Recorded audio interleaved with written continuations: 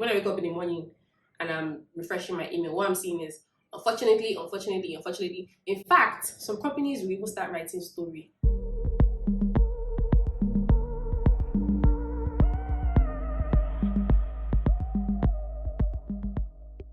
Hi guys, welcome back to my channel. If you're new on this channel, my name is Chisom and I am a software engineer and YouTuber based in Lagos, Nigeria. Guys, it's been months I did a sit down video and I'm super happy to be back on YouTube. If you're happy to see me, please give this video a thumbs up or drop a comment for me to see. So if you've been following me on this channel, I always talked about how I got 2 major international offers in 2020. Still in this period, I think from the period of September to January of the next year, and I was an undergraduate. There are so many things I didn't know, but I was able to get those offers.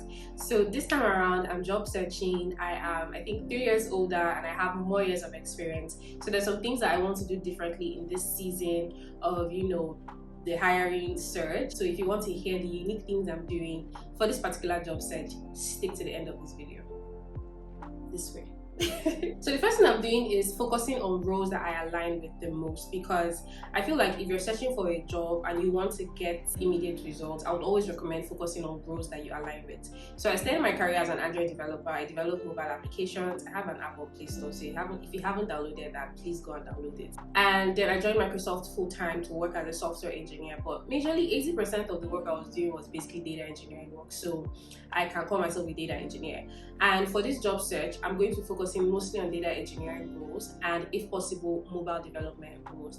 But because a lot of things have changed in the Android ecosystem, like Jetpack Compose and all of those stuff, that would be my second choice. So I feel like this is something that you should do. Focus on roles that you align with. Let's say if you're a full stack person, you shouldn't be applying for security roles, cyber security roles. Focus on applying on full stack engineering roles, or front end roles, or back end roles. Or if you did things like DevOps, you can even go ahead to apply for cloud engineering roles, platform engineering roles, or SRE roles. So focusing on the things that your skill set aligns with is very important, because if you want to get immediate results, you want to focus all your energy on applying for roles that are related, in your resume. So the second thing I'm doing differently, although I did this, but I think I'm more intentional about doing this, is setting up job alerts on LinkedIn. LinkedIn is a gold mine when it comes to searching for jobs. So with LinkedIn, I set up job alerts for software engineering roles that are data focused, or data engineering roles. And when I'm doing that, I also set up the kind of location or the kind of country or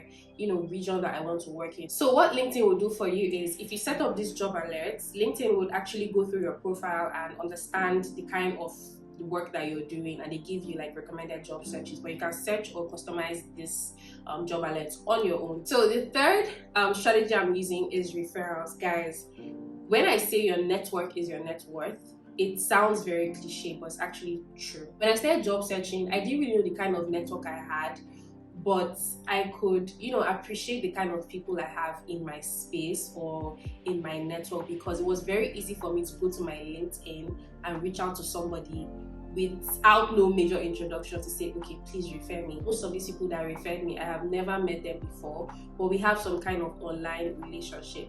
And it wasn't even me reaching out to people. Some people actually reached out to me to say, oh, Chisom, you're searching for a job, let me refer you. And that was something that actually made me very, very happy. So what I do is, if I see a company that I want to apply to, I would first of all ask myself, okay, do I know anybody in this company? If I do, I could just reach out to you, send you my resume, or send you like things that you need to give me the referral. But if I don't know you, I can, just connect with you, find like a common ground. Oh, I'm Chisom, I'm a software engineer, I'm looking for my next career adventure. Just make it sound very fun, and just let the person know that, they're not wasting a referral on you. Let the person see your LinkedIn profile. And guys, this is not a LinkedIn masterclass. Before you even ask anybody for a referral, make sure that your LinkedIn is very, very good, because that's the only thing that would help them know the kind of person you are. So this brings me to my next point, reaching out to recruiters. Guys, there are a lot of jobs that I've applied for this period that came from just me reaching out to recruiters on LinkedIn.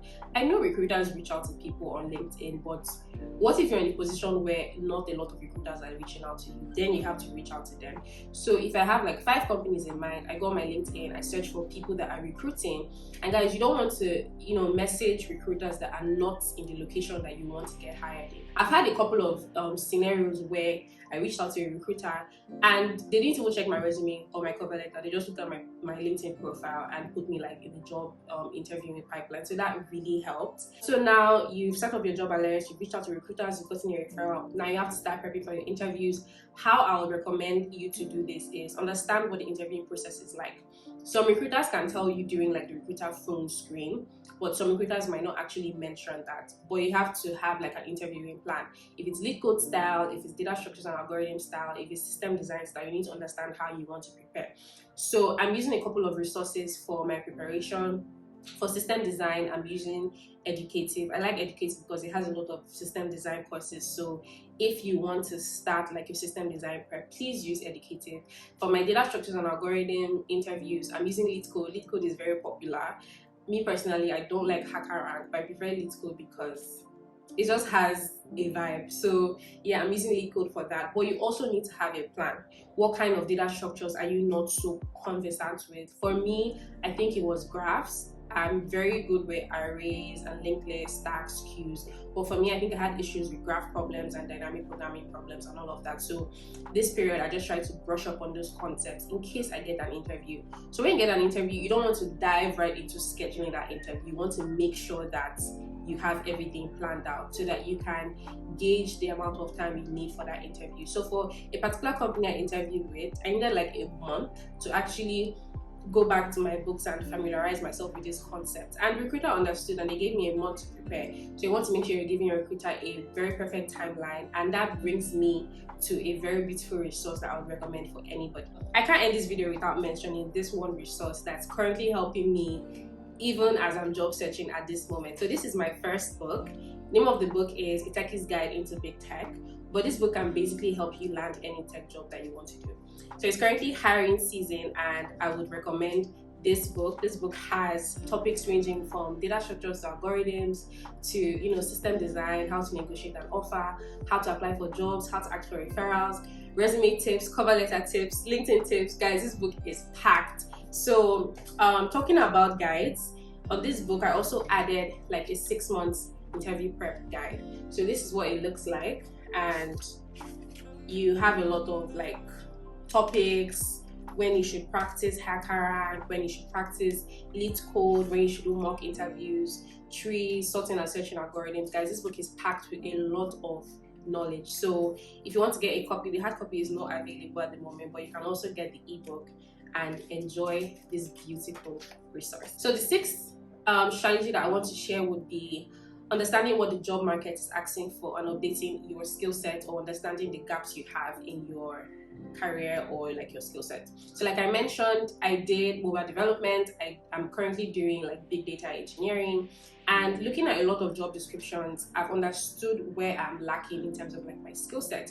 So while I was working for my previous company, there's some things that I wasn't using like in terms of technology. So I'm using this period to kind of brush up on those technologies and also build projects with them. So if you understand what the job market is asking for, let's say you're a front-end engineer, there's some frameworks that you've seen that are very popular with job descriptions, please go ahead and learn those things, because you want to make sure that those things are included in your resume. So the seventh strategy that I'm going with is rejections. You actually need to brace up, because a lot of rejections are going to be coming your way.